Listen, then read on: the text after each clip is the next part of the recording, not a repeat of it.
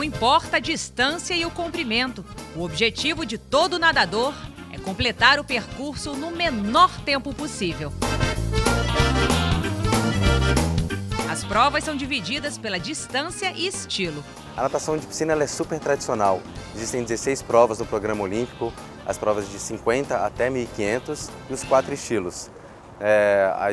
São características bem diferentes entre o nadador velocista, como é o caso do César Cielo, que nada na prova de 50 e 100 livre, ou as provas de meio fundo, que são de 200 e 400, que seria o caso do Thiago Pereira, e as provas de longa distância, como é o 1.500, como é o caso do jovem nadador Brendel Pierre. É um programa bem diverso, né? Nos Jogos Olímpicos se ocupa uma semana inteira só de provas de natação, a primeira semana, e realmente é bem amplo. E aí tem a parte de revezamento. A parte de revezamento é o único momento onde o nadador não é individual, são as provas por equipes, são 3 revezamentos que tem nos Jogos Olímpicos, e um 4 por 100 livre, 4 por 200 livre, 4 por 100 medley. É o único momento onde o nadador se sente como uma equipe coletiva. Mas para nadar qualquer estilo é preciso disciplina, velocidade, resistência e força.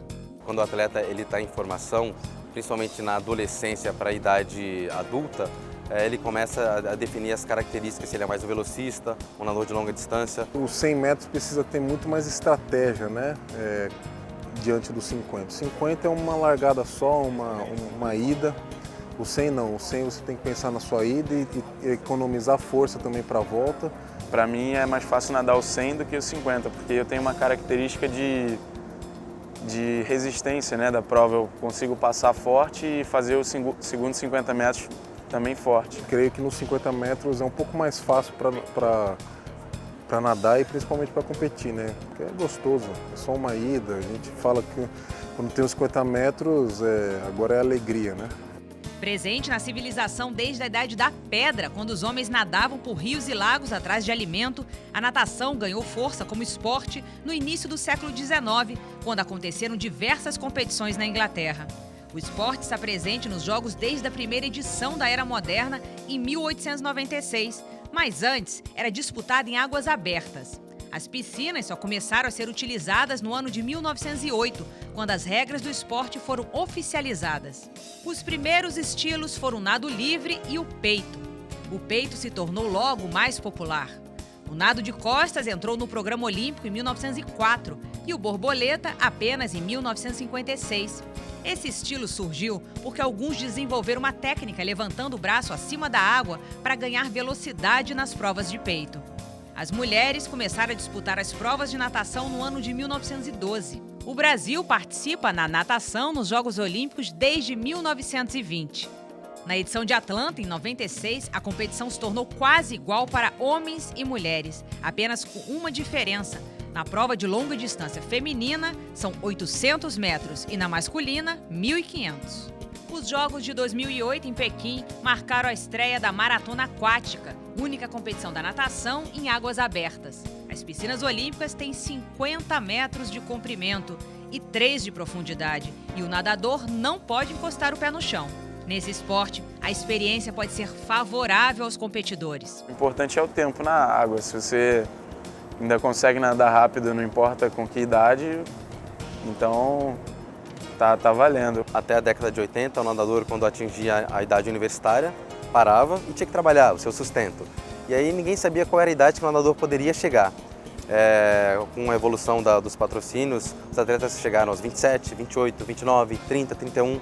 Hoje o Nicolas Santos, atleta do Brasil, tem 35 anos de idade, foi medalhista no Campeonato Mundial de Kazan e a ideia ainda não é parar. Nas Olimpíadas de Sydney, em 2000, aconteceu um fato curioso.